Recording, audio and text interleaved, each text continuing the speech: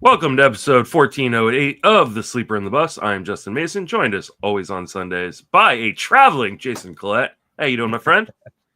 All right, man. I am in the truck once again, but this time I am up in Asheville, North Carolina, parked above McCormick Field, and getting ready for a minor league game today with my daughter as we were up here for Eric Hutchinson concert last night and baseball game today. And I'm going to switch my background so y'all can see what this field would look like. There we go. That's a reverse view. They do have this giant right field because it's only 295 feet down the line here. But it's one of the oldest minor league ballparks. They're currently doing a renovation. But if you've seen the end of Bull Durham, where Crash Davis hits his minor league record home run, it was filmed here at this ballpark. Nice. That's awesome. We'll get you hopefully out of here as quickly as we can, so that way you guys can go and enjoy the game. We have a ton of FAAB to cover today because this is kind of the first FAAB-a-Palooza weekend, I think, of the year.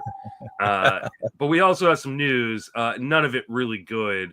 Let's start with the big one, which is Logan Gilbert goes to the IL with a flexor strain in his elbow. This is never good. This never works out well. And I was super high on Logan Gilbert as one of the safest aces, but this is why no ace is safe. That's the thing. I mean, we looked at last year. He led the league in innings pitched. Not to say that's what caused this, but yeah, as you said, safe ace. If there ever is such a thing, we begin this week with Christopher Sanchez with a similar issue. And I unless I missed an update, they said everything's fine.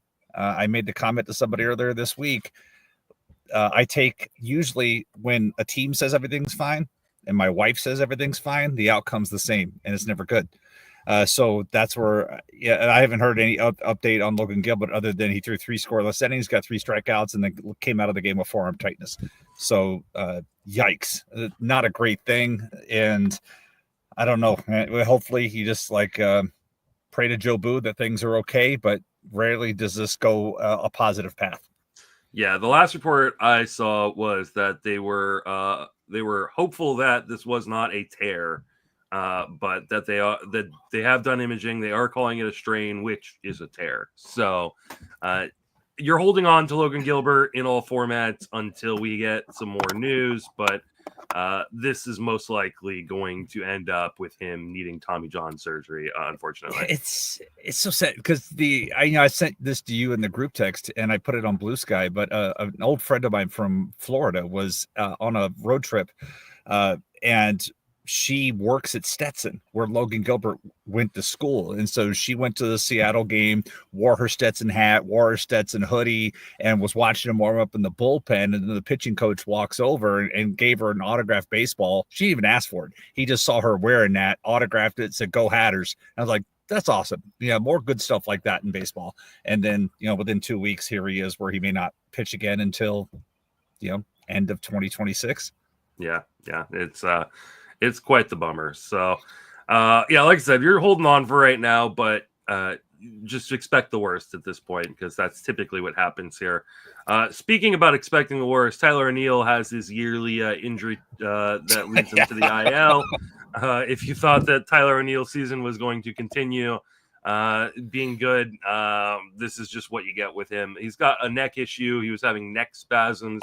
Let's put him on the IL. Are you holding on to Tyler O'Neill? If I have the ability to. I mean, he's had these issues before and he comes back just in a couple of weeks. So I'm not terribly concerned, but at the same point, you knew what you're getting into when you added him. So that's kind of where you should have had this baked into your plans. If you have the flexibility, I mentioned this like in leagues where you have to, another injury we're going to get to in a second. I'm out of IL spots. In Tout Wars, we can only have 4 guys in the IL. I already have 4 guys. I can't cut any of those 4 guys. And I have another guy that's going on there. So it's like, now I either have to cut somebody on my bench or I have to cut bait on this pitcher that we'll get to in a minute. So it really depends on your league format situation, but this should have been baked into your Tyler O'Neill plans. This is the risk part of the reward. Yeah, I think this is a situation where if you're out of IL spots, I think it's probably okay to drop anywhere but AL only. he hit that home run on opening day. Since then, he's had 69 plate appearances and hit 177, 232, 306 with 1 home run, no stolen bases. He has not been good since opening day. And so I think if you are in a 10 or a 12 team league, you don't need to hold. You can just move on. And if you're in a 15 team league and you don't have IL spots, you might want to just move on to the next guy anyways. But you know what the problem is here? It's that Cedric Mullins is stealing all the offense. Yeah. And nobody else can hit because Cedric Mullins is outpacing Shohei Ohtani right now, much to your joy. And to my joy, but also not on any of my teams. Yeah, because I mean, to be fair, though, he did not look good last year. It is always, these kinds of things happen, but here he is just having a hell of a season while the rest of the team is not. It's just when I looked at something the other day and looked at run differential. It's early, it's noisy, but it's like, holy crap, they have the 3rd worst run differential run differential. That's the word I'm looking for in baseball. And that's a lot of Charlie Morton's fault. We lose a game 24-2. That's going to happen. But Cedric Mullins is doing all he can to keep that offense afloat. Yeah, it's who knew that the Orioles should have invested more in pitching? Oh, wait, everybody. So that's the thing. So last night when the concert, after Eric Hutchinson's huge Baltimore fan, and so when after the show, he always hangs out and talks to people, and so we had a nice conversation, and talked about. Or last year he was able to give me crap about the Rays being behind the Orioles, so this year I was like, hey, how's that Charlie Morton going for you? And he's just like, oh. Unbelievable.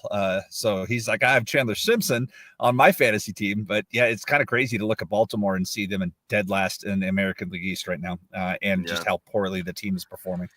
Yeah, my bold prediction on Fangraphs for the Fangraphs staff predictions was that the Orioles miss the playoffs and they fire Mike Elias. And I got a lot of pushback on that one, and it's starting off like a pretty decent prediction. Still April, we don't want to overrate those type of things yet, but I'm not very enthused by the way the Orioles have started. Next guy going to the IL, that's Garrett Mitchell with an oblique injury. These usually take 4 to 6 weeks to recover from. Are you holding on to Garrett Mitchell? No, oblique injuries are more and more. My daughter here is in a truck with me. We were just talking about, she asked last night about Josh Lowe. And I was like, I don't know, a month from now. He's been out 3 weeks already. These oblique injuries, you always say, 3 to 5 weeks. And they always end up being longer than that. You're just waiting. And then even when they come back, they're still not back. So no, I'm cutting and running and finding another option at this point. It's this feels like a yearly occurrence with Garrett Mitchell, right? Everybody hypes him up during draft season. He becomes one of the trendy sleepers, and then he gets hurt and doesn't really perform when he's on the field. He's striking out at a 32% rate. He has 0 home runs, 3 stolen bases in 206, 286, 294. I think he's a pretty safe drop in pretty much all formats outside of maybe NL only. You're probably just holding on. Right. And these only leagues, it's so tough because especially if you're in a 12 teamer, like me in the AL only, or even my 11 teams, it's like, man, what am I like? I did drop Charlie Morton across the board. I dropped him in all of my only leagues that I had him as an inning, because I was like, you know what? It's just, he looks done. And I was like, I'm going to start streaming middle relief upside guys that can actually give me some strikeouts and some things like that. But it's even then, because it was an only league, it was still a very, very tough decision. As bad as he has been, especially in labor where I have to carry him active and I can't bench him, I was like, he's gone. He's currently on my roster in AL tout, but there are waivers tonight. And so he is, he's in purgatory at the moment on my roster. If I win a bid, he's gone. If I don't, he sticks around. There you go. All right. And then the last injury update is Kumar Rocker to the IL with a shoulder injury. Are you holding on to Rocker?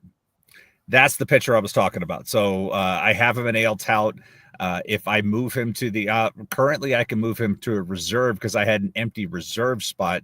But this shoulder injury, given everything else, scares me. That's a velocity thing. And even when Rocker's been healthy this year, it's been a roller coaster ride. He's had some fantastic outings. He's had some god awful disasters. And I would rather find somebody that I could use on a weekly basis. And so right now, again, he's in purgatory on my roster. I still believe in the talent, but this is just yet another problem that he's had in this roller coaster ride. It's been really tough to hold on to. I wonder if, depending on how long he's out for, if they bring him back into the bullpen for the rest of the way. I think his stuff just plays up so much better there. He doesn't have to worry about the command and control being so sharp. So for me, I think he is a drop in all mixed leagues. Obviously, again, mixed leagues, absolutely. Yeah, AL only. You're probably holding. And then you want to talk about Noah Cameron? Yeah, I added a note because he pitched 2 innings yesterday in Omaha, and then came out of the game, but there's no word anywhere on why. So I don't know if it was okay, like he may be on the precipice of a call up this week, and that's why they were controlling. But there's no update. I haven't seen any update on why he came out after 2 innings yesterday's game. Let's see. I'm looking. Let's see. I was looking as of 30 minutes ago, and I saw that's why I threw it on there, because I did not see any reason. I'd read the game recap, I went through, looked around, and I see nothing as far as why they pulled him out of the game yesterday.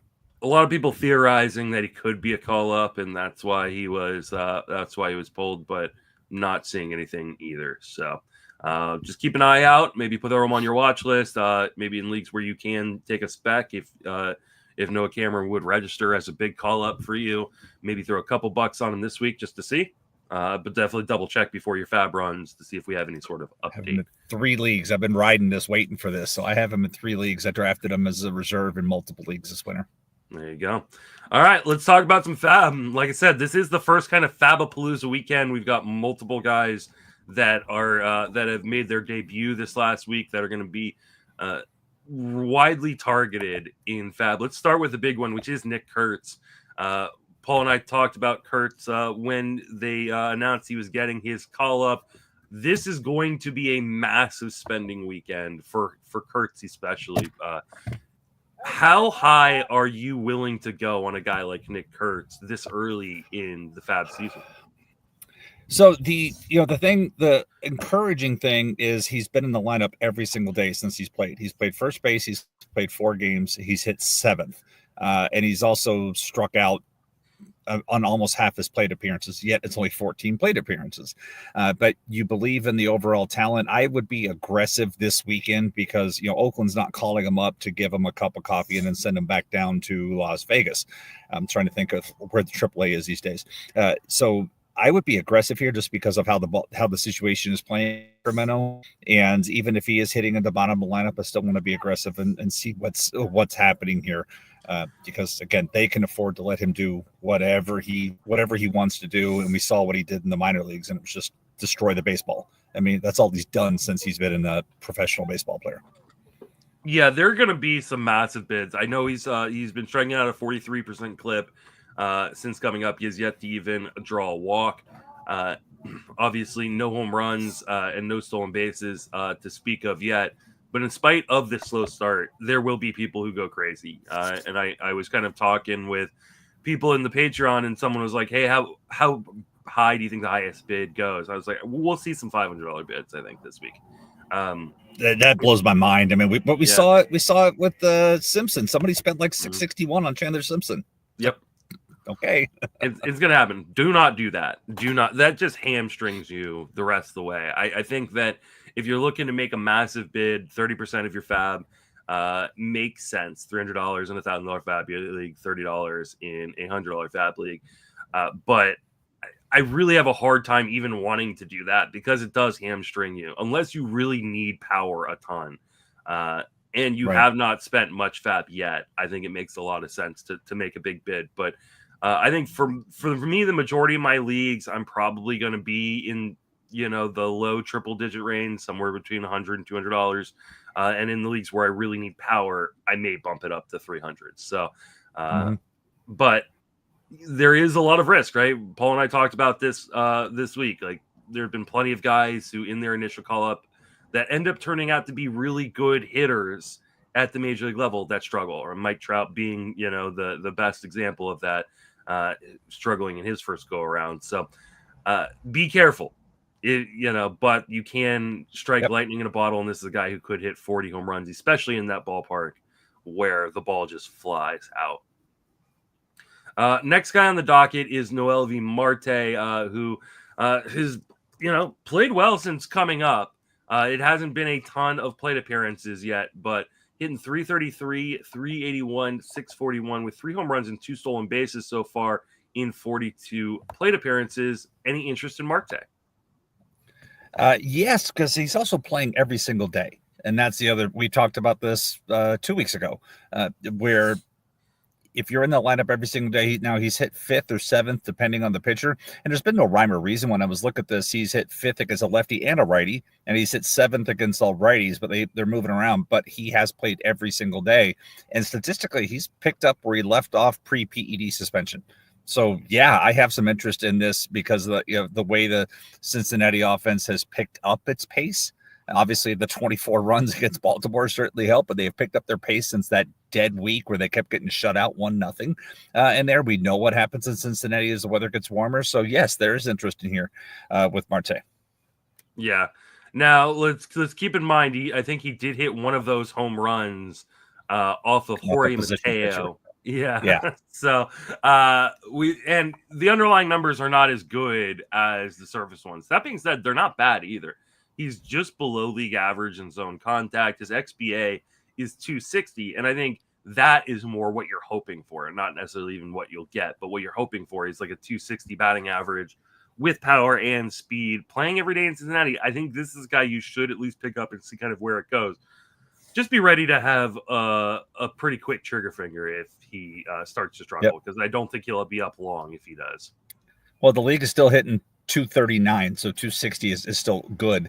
And it's, Marte only came back because somebody, remember, they sent him down and then somebody else got hurt immediately and he bounced and he came right back because of that. And so, he seems to be that last man options. I don't know who's next as far as coming back from an injury situation, but there's a chance that if he, like you said, if he hits a cold streak, that he goes right back down.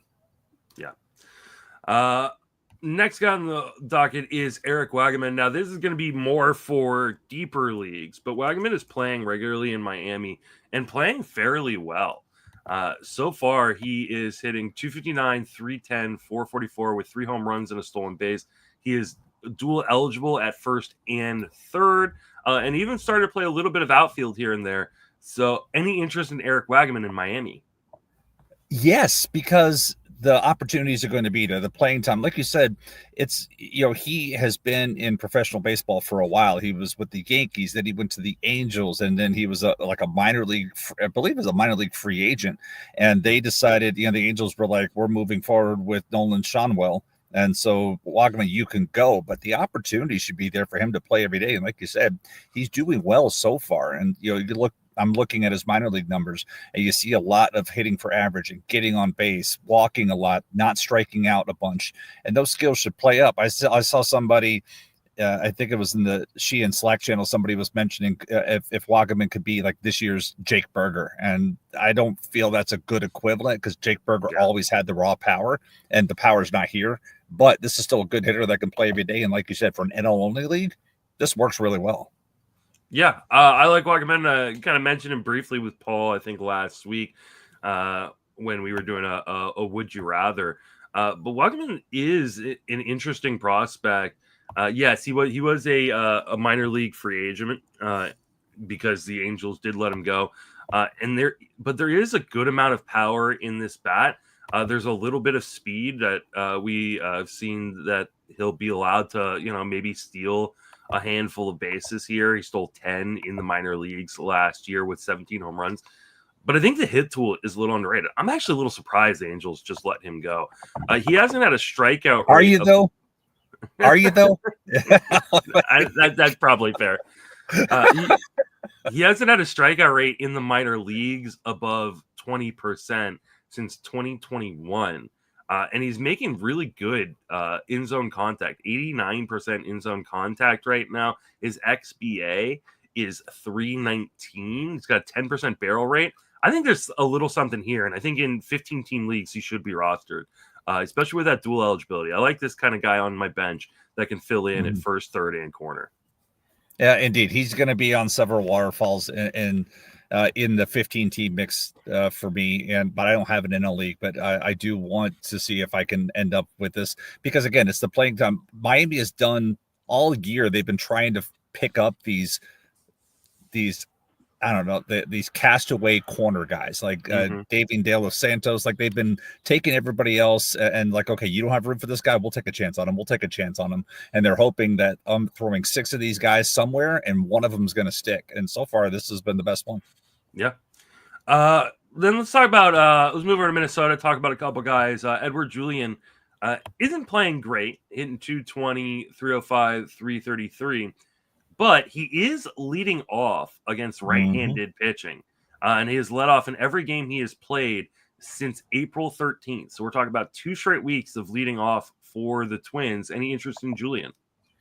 Yeah, and that because, like I said, he's leading off against righties. He doesn't play against lefties, nor should he with that. But he is doing that leadoff. So if you're in an OBP league and you want to get that chance, that's where you can have some things. He's got a career 13% walk rate. He's got a career 339 OBP, and so you have to feel like even right now in a batting average league, he's hitting 222, which isn't terribly below league average. It's still below, but it's not terribly below.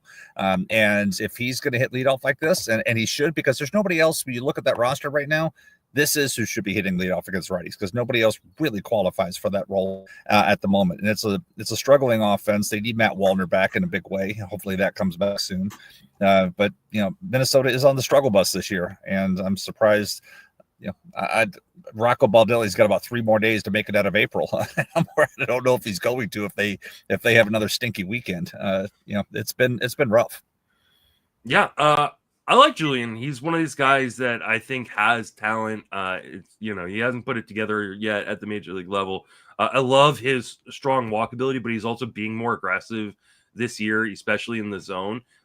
He's got an 85% zone contact rate, which is right there at league average. There is pop in this bat, and he's playing regularly against right-handed pitching. So I think Julien is a guy that I would take a gamble on here, especially as a guy you don't have to spend a ton of money. But I love leadoff hitters, right? Guys who lead off, they get a lot of plate appearances and they get a lot of opportunities. So I'm definitely down to take a shot on Julien. What about his teammate Brooks Lee? Brooks Lee, he started the year off injured. He's back now. He's playing regularly at third base, hitting 278, 336, 389 with a home run so far. Now, Royce Lewis is on his way back, but Brooks Lee could keep himself in a role because he can play pretty much the 3 non-first base infield positions. So where are you at on Brooks Lee? Yeah, he should be able to keep his spot back along with Willie Castro. Well, Willie Castro should be back sometime this week because they put Willie Castro on the IL because he could not do anything from the left side. He was fine from the right, but they backdated his IL stint. So Willie Castro should be back in the fold here in a couple of days. But then you look across that, like, I don't know. I try to figure out the lineup. Brooks Lee was somebody who was doing really well for them in spring training. I remember Keith Law had some nice reporting on them, but it's just like when you look at the offense and why it's struggling and trying to look at what else they could possibly do. And then you look at, Trevor Larnach still treading water. So I'm a little concerned about Brooks Lee only because, like you said, we have Royce Lewis going on rehab. We got Willie Castro back, and those 2 starters are going to want to put back in the lineup. Then maybe Harrison Bader gets out, but who else loses their job? And right now I would say Lee is at the risk to lose the playing time and then become a short side platoon partner for Julien. Well, and they just did lose Kershaw, who someone literally tweeted at me and Paul. I feel bad for him. He's like, hey, look at this guy. He's got pretty good zone contact, power and speed, and literally broke his arm like an hour later. So he's going to be out for a while. Like you said, Larnach has struggled. Right now, they've got Deshaun Kiersey Jr. On a strong side platoon in right field. I think that's a pretty good spot for. Yeah, that's Wallner's spot when Wallner comes back. But so it's just like they got Wallner, Lewis, and Castro all out. All 3 of those guys should be back within the next 7 to 10 days. So again, that Kiersey gets out. Bader should get out, and then you're trying to find a spot for 3, and Brooks Lee seems to be like the next guy. All right. Next on the docket is Jordan Beck, who hit 5 home runs in 24 hours. Are you buying in on Jordan Beck? If I can get retro stats, sure. That's the problem. You get super excited. Okay, he hit 5. That was fun, but you missed out on that. So I'm not going to buy. I mean, we were there with Zach Veen, and like, oh, Zach Veen's going to do all this, and Zach Veen was gone before we could even. He just didn't do well, and so Beck with the 5 home runs, that was fun. But then hopefully it doesn't skew your expectations of him.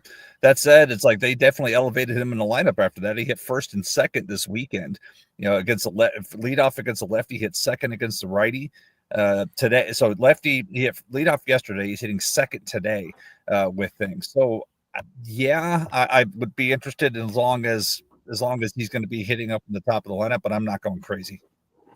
Yeah, I wouldn't go crazy either. I mean, a guy in Colorado, you could throw some bids on, but I mean, he's still striking out at a 36% clip right now. The underlying numbers are terrible. His XBA, in spite of this hot streak, is 211, and his zone contact is 77% right now. I don't think there's a ton here to get super excited about, other than the fact that he's going to probably play every day in Colorado.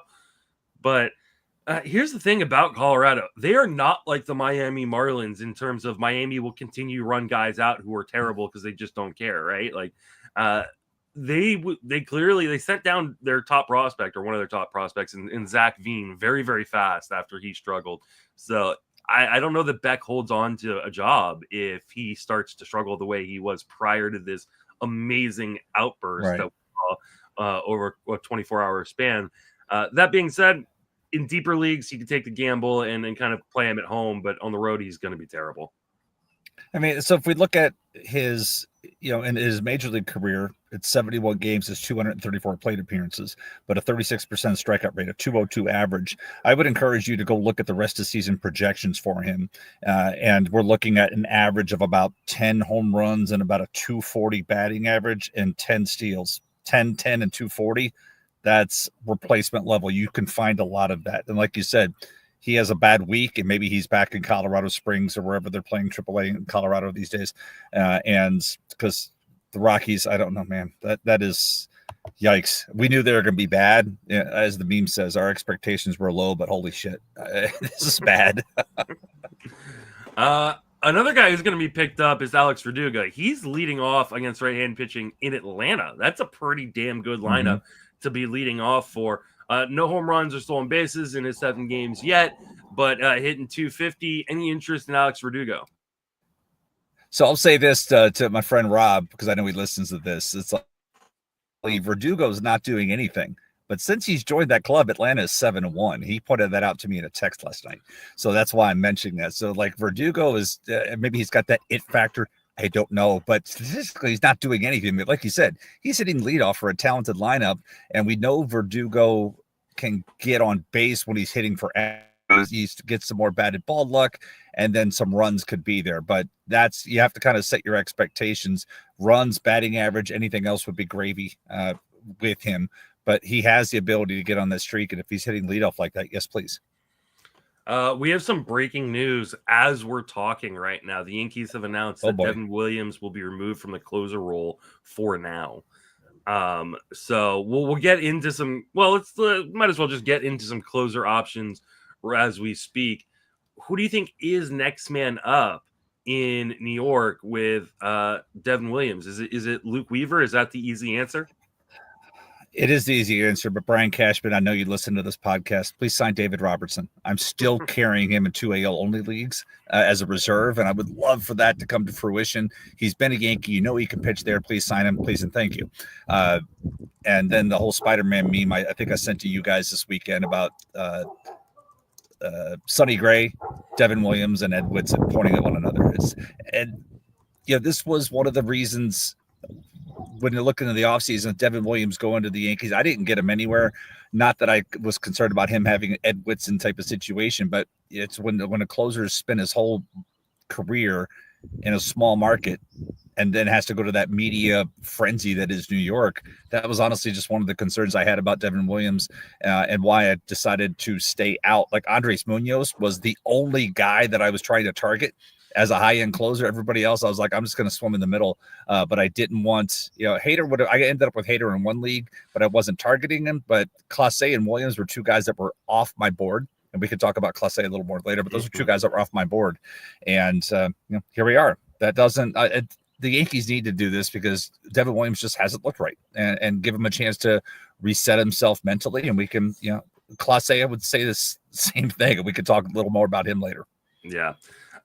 This is, a really interesting development. I do think Luke Weaver is next man up, but we're now talking about both the top closers in drafts this offseason, and Williams and Clase losing their roles in April. This is pretty insane, and just kind of a bummer. But I do think that Weaver is the guy to go to. I would be aggressive. You're talking about a great team that he's going to be pitching for, and probably knocking down a lot of the save opportunities here moving forward. So if you're looking for saves, I know I am in a few leagues. I would definitely go after Luke Weaver this weekend. It's so crazy because 2 years ago, Luke Weaver was batting practice. It's like reliever volatility is so all over the place. But 2 years ago, he was batting practice, and he's made these changes. And then it's like, wow, look at what he's doing now.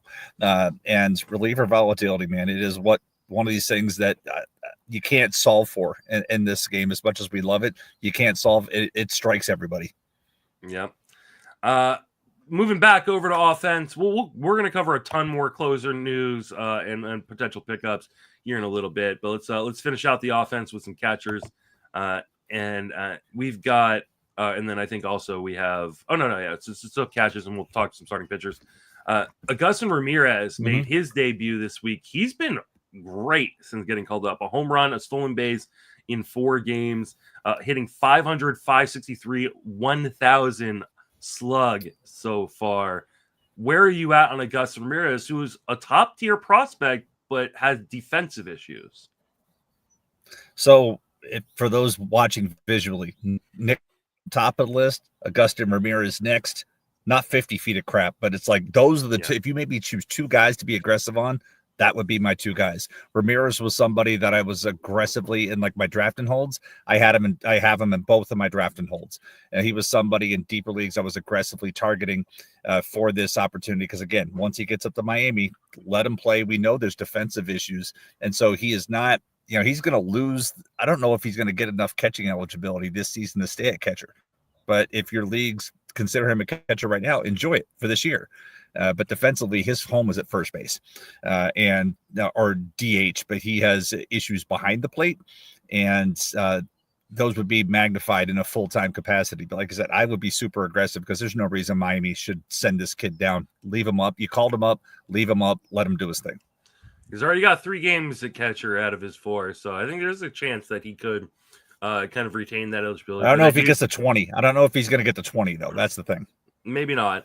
But this is a guy that I would be targeting very, very heavily, especially in 2 catcher formats. But honestly, in 12-team 1-catcher formats, I think he should probably be rostered by some team. There's some team running out a bomb at the as their only catcher in a 12-team league. So I think that he should be probably rostered in just about every format outside of 1-catcher, like 8 or 10-team leagues or mixed leagues.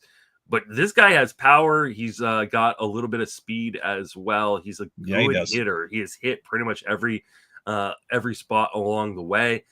He was a big part of the trade that got him there. So I think he is a guy you should be targeting. This is, I believe, the Jazz Chisholm trade. You should be targeting him just about every format right here. Yes. Depending on who your catcher is in a 1-catcher league, that can make sense, or it makes sense not to go for him. But in a lot of leagues, he should be rostered after this weekend. Let's move over to the pitching side. Lucas Giolito is going to make his season debut most likely this week. He started the year on the IL. He's at Toronto, and he will set up for a 2-step next week. Any interest in Lucas Giolito? Not really. I still don't like the skill set matchup when he's at home at Toronto is not great. I mean, Toronto's still a very good contact hitting team.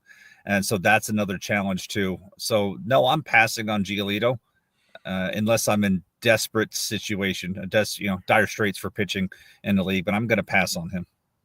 I think he's the guy worth taking a gamble on, depending on how cheaply you can get him for. He's coming back off of a hamstring injury. Now, he did obviously miss all of last season recovering from Tommy John. And so I always do worry about those guys in their returns, whether they're going to be able to have good command and control. And if you look at what he did in the minor leagues during his rehab start, the control was terrible. He was absolutely struggling with walks. He had a 16% walk rate in AAA or double A, AAA. So I think there is a lot of risk here, but Giolito, when healthy, can be a really, really good pitcher. In 15-team leagues, I would take the gamble here. In 10s and 12s, probably not. I think I'm waiting to kind of see how he looks in these first few starts. Mm-hmm. What about Tobias Myers, who returned this week from the IL? He started the IL on the IL this year as well. Any interest in Tobias Myers pitching for Milwaukee?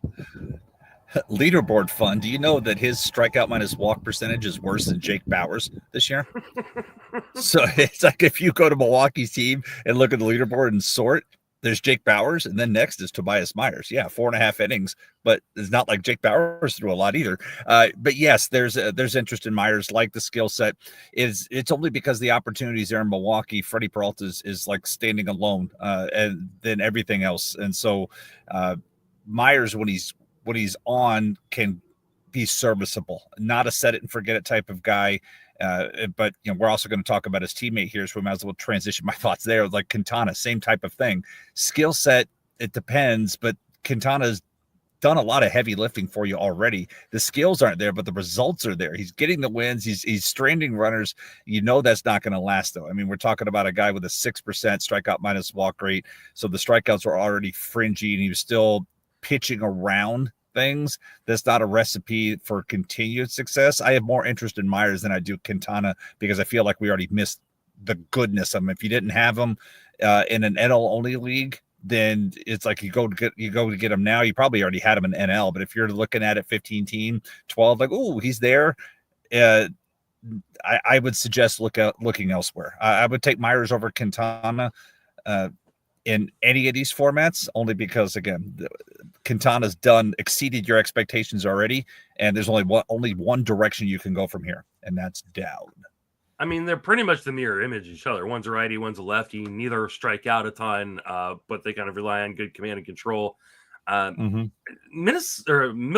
Milwaukee always seems to make these guys work, right? The underlying skills on both of these guys aren't very good. They're definitely not guys who are going to overpower anybody, but somehow Milwaukee seems to make it work. I think in a 15-team league, I'm willing to take the gamble on these guys.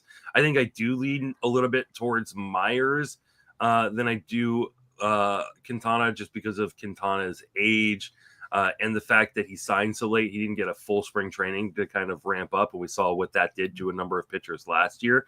But right. In a 15-team league right now, especially if you're losing guys like Logan Gilbert, you're probably in some pretty dire straits and just need an arm. And if these guys are still available, I would go grab them. Just to, that's a fair point. Milwaukee's going to be, a team that's competitive all year, and hopefully can figure out what they figured out with guys in the past. Let's start talking about more of these closer guys. Camilo Doval, who was the closer for the Giants coming into last season, has kind of split time a little bit in San Francisco in terms of saves role. Mm-hmm. He's already has 5 saves, which is more than I expected to have him to have this whole season. Ryan Walker has looked shaky at times. Are you picking up Camilo Doval? Yeah, I would be. And we talked about this in the winter, and I know you talked about it with Paul. It's like Doval went through a rough patch, but then once it came back, you could see that there was still success there. You could still see the stuff. You could still see that there was a path for success there, and that's starting to materialize. And that stuff is still nasty, and it just didn't as we said, reliever volatility strikes everybody. And as great as Walker can look, it just takes one or two missteps, and then manager gives somebody else a chance, and then maybe they stick around for a little bit with that. But yeah, I would absolutely be in on Doval, and not that he's even on the list, but I would also say the same thing about David Bednar. He's back up, and I know you guys talked about, but Bednar had some missteps, got sent down to the minors. I actually kept him in WARF because I was like, okay, he was getting super unlucky on some of this. I liked him coming into the offseason as a rebound, and a couple of outings wasn't going to chase me away. And so I'm being rewarded for that. He's looked good since his call back, and he's going back in my WARF lineup with that. So I would apply that situation there as well. Yeah, I think you can apply that situation too. I think you should be. It looks like Bednar and Dennis Santana are going to be kind of in a shared role for right now. Mm-hmm. But the fact that they've already started using Bednar kind of late in games tells me they want him to get that job back. And so if you drop David Bednar, or if someone dropped David Bednar in your league and he's still available, I would definitely be rushing to the wire to pick him up, because I don't think Santana is going to be holding on to that job for very long if Bednar is right. And Camilo Doval, I think this is one where I think they're going to keep giving Ryan Walker the opportunities, but if Ryan Walker continues to struggle, they're going to have to switch to Camilo Doval. And this could turn into a more fluid situation, or it could just turn back into Camilo Doval being the dude. Either way, with how good the Giants are, you want Camilo Doval on your teams right now. So that's right. It just, even if they're sharing this job, he could have 20 plus saves with how good the Giants are playing right now. So I think Doval is someone you should be going to the wire to pick up right now. All right, let's get to our first victory lap of the season. At least, no, probably not the first victory lap of the season. But Jason was really, really afraid about Emmanuel Clase coming in the year. He was attempting to do something that had never been done by a reliever in baseball, and he has not looked good. And they announced this week that he's going to be pitching in lower leverage situations for the time being. They have Cade Smith, they have Hunter Gaddis, they have Joey Cantillo as potential options in the ninth. What are your thoughts on Clase? And then who would you be picking up this week? Now, the victory lap I want to take is that I picked up Cade Smith for $2 in WARF and got 3 saves from him this week. That's the victory lap I want to take because I need a victory lap in that league. It got me up to 10th place. So yay. But overall, I would say it's Smith until somebody proves differently with that. The thing about Clase is, we were talking about just ungodly bad luck. It's like if you go look at his Fangraphs player page, you see a stuff grade that's similar to last year, but then you see like a 480 BABIP. Like he's had some terrible batted ball outcomes, and his in zone contact is almost as good as it was in 2023. So it's just like the mistakes that he's made have just come at the worst possible times, and he's had those big outings. And to me, it's just like he needs that type of mental reset and to see where things are, because I know Lance Brodzowski had something in a Substack showing where Clase had moved his cutter location, and I don't know if he needs to be like, forget that, I'm done, I'm going back to where I was with it. But he's clearly going through some things right now, and the result of that is he's had some really bad batted ball luck, which is unfortunate for him because he's not the strikeout closer. He's not the guy that's going to come in there and miss a ton of bats like a Josh Hader, who's also gone through these types of issues before. He's not that guy. And so if his command just a little bit off, and that cutter's catching too much of the plate and those balls are getting through, those things start to snowball upon one another. So like I said, but this is one of those things. It wasn't that I was trying to push an injury on Clase, but this is why guys don't do this. This is why history tells us that it's so tough to do this, because everything's got to go right. And it did for 22, 23, and 24 for him. And so the thing is, I was out on Clase saving 40 plus games again, but I'm not saying he can't save 30. It's going to be tougher for him to get 26 saves the rest of the way, especially if he's going to have this bit of a reset. But there's no reason why Clase still can't end up this season with 25 plus saves.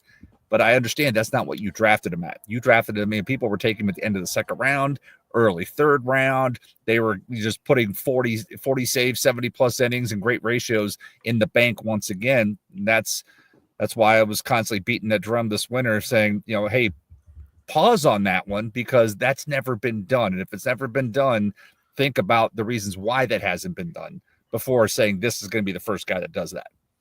Yeah, I'm not extremely worried about Clase long term. I think this is a short term blip. I would go pick up Cade Smith right now, but like you kind of alluded to, like he's got a 475 BABIP. He's a career 259 guy. He's a career 72% strand rate, dude.